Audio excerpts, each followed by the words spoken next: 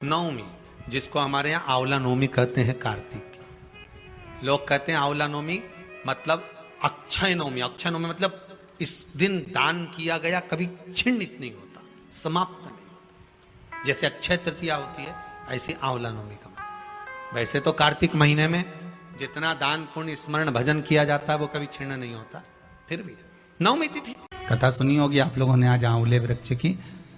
पर आंवला नवमी पर एक चीज का स्मरण जरूर रखना कि आंवले के वृक्ष के नीचे भले जाओ, आंवले के वृक्ष की पूजन भले करो, पर शिव महापुराण की कथा कहती है कि आंवला नवमी का दिन हो चाहे कार्तिक महीने का पूरा मास हो, कार्तिक का महीना हो, पर आंवले के वृक्ष की पत्तियों को नहीं तोड़ना चाहिए।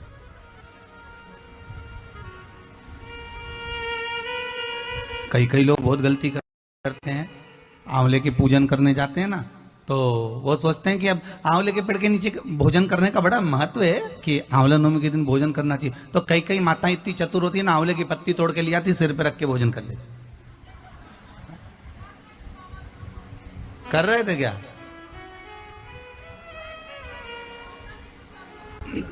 बस तो फिर अब कथा मतलब धीरे धीरे समझ में आ रही हो। श्री शिवाय नमस्ते। मतलब शास्त्र कहता है कि अगर एक पत्ती टूटना,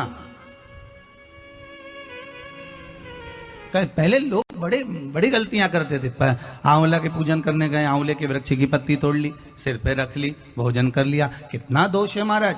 यहां तक शिव महापुराण की कथा कहती है, विष्णु पुराण, अग्नि पुराण, पद्म पुराण कहती है, गर्ग संहिता में यहां तक वर्णन करा गया है, स्कंद पुराण में भी कहा गया है कि आंवले के वृक्ष की जिस दिन पूजन करें, आंवला अगर ऊपर से नीचे गिर जाए, आपको प्राप्त हो जाए, तो भले उसका सेवन करो, भले उसको रख लो, पर आप आंवले नवमी के दिन आंवले को भी नहीं तोड़ना चाहिए। आंवला नवमी के दिन आंवले को भी नहीं तोड़ना चाहिए।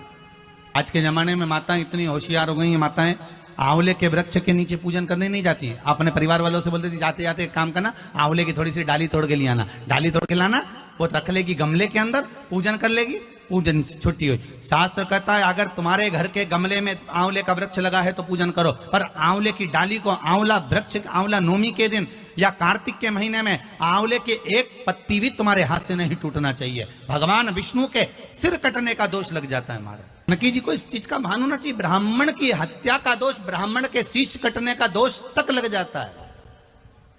देव ऋषि नारद कहते हैं, आपको मालूम नहीं, कार्तिक के महीने में अगर एक आंवले के वृक्ष की पत्ती का नोचन किया जाता है तो भगवान विष्णु के शीश कटने का दोष।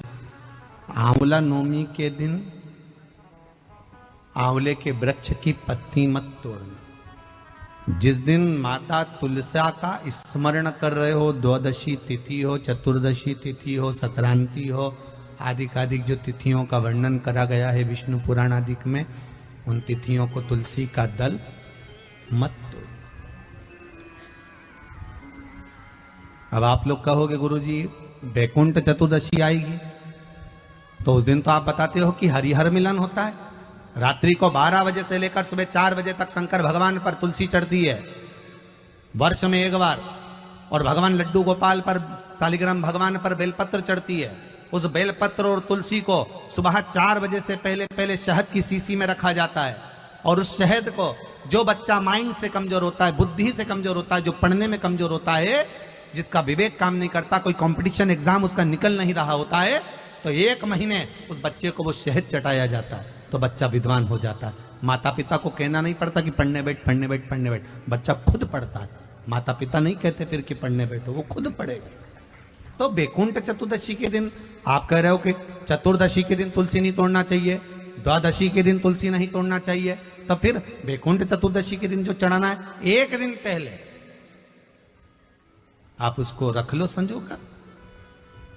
शिव महापुराण की कथा तो यहां तक कहती है कि अगर आप सोमवार का व्रत करते हो, संकट सोमवार का व्रत करते हो, 16 सोमवार का व्रत करते हो, और आप सोमवार के दिन अगर बेलपत्री के वृक्ष से बेलपत्र तोड़ रहे हो तो उसका भी दोष है महाराज,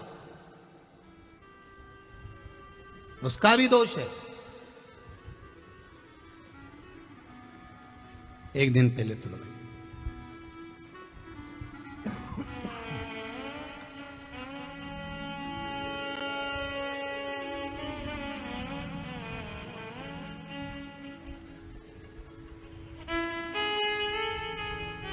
कई लोगों की तो आदत रहती है, आज सोमवार है आज ही पत्ती तोड़वाएंगे, उसका दोष लगता है। भगवान, कई लोग कहते हैं महाराज जी, एक माता जी ने लिखकर भेजा था, व्हाट्सएप पर भेजा हुआ था समिति के, कि गुरुदेव हम सारे उपाय करते हैं, इसके बाद भी हमको तकलीफ क्यों रहती है? कारण क्या है उसका? उसका कारण कोई दूसरा नहीं।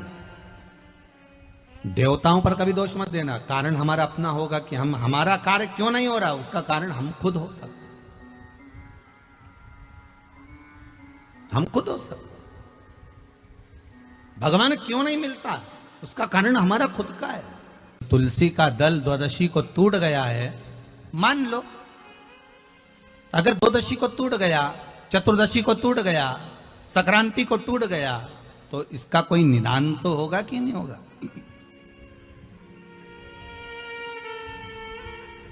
भगवान देव ऋषि नारद ने कहा, ब्रह्म हत्या हो जाए,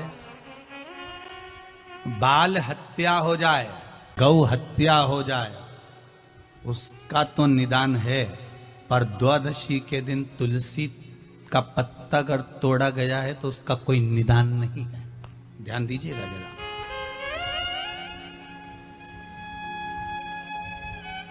उसका कोई निदान नहीं। कुछ तो होगा देव ऋषि नारद, कुछ तो उपाय होगा जो मैं कर सकती हूं। देव ऋषि नारद ने कहा, एक उपाय हो सकता है कि मैं कहूं कि ये दान करोगे तो ये हो जाएगा, मैं कहूं कि ये पुण्य करोगे तो इससे ये दोष मिट जाएगा, मैं कहूं कि ये व्रत रख लो तो इससे ये दोष मिट जाएगा, तो ये तो नहीं हो सकता। हाँ, इतना जरूर हो सकता है, जो तुलसी का पत्ता आपके पल्लू से नीचे टूट कर गिरा है उसको आप जोड़ दीजिए, उसको वापिस डाली पर लगा दो। तो देव ऋषि नारद से सीता जी ने पूछा, वो पत्ता कैसे लग सकता है? जो टूट गया वो लगेगा कैसे?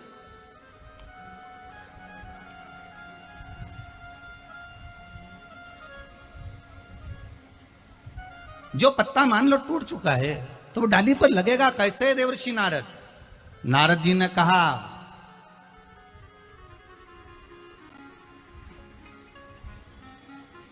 आपने अगर पति की सेवा